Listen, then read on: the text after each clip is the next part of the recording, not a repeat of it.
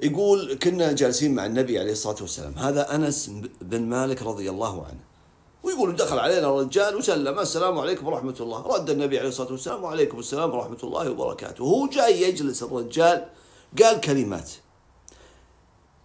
النبي عليه الصلاة والسلام يوم خلص قال له كيف قلت؟ وعاد عليه الرجال مرة ثانية، تعجب منها النبي عليه الصلاة والسلام، فقال لهم والذي نفسي بيده لقد ابتدرها 10 أملاك، 10 من الملائكة كلهم حريص على أن يكتبوها، فما دروا كيف يكتبوها فرفعوها إلى ذي العزة، فقال اكتبوها كما قال عبدي، مثل ما قالها اكتبوها.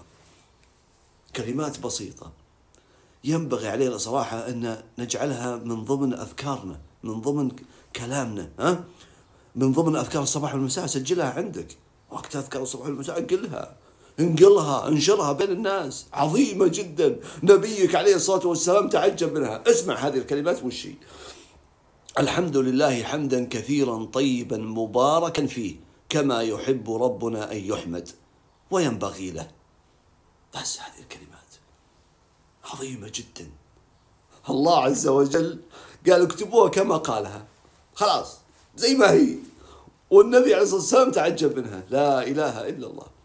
بإذن الله من اليوم ورايح هي من ضمن الأذكار بحول الله وقوته. نسأل الله أن يتقبل منا ومنكم وأن يقبلنا دائما وأبدا.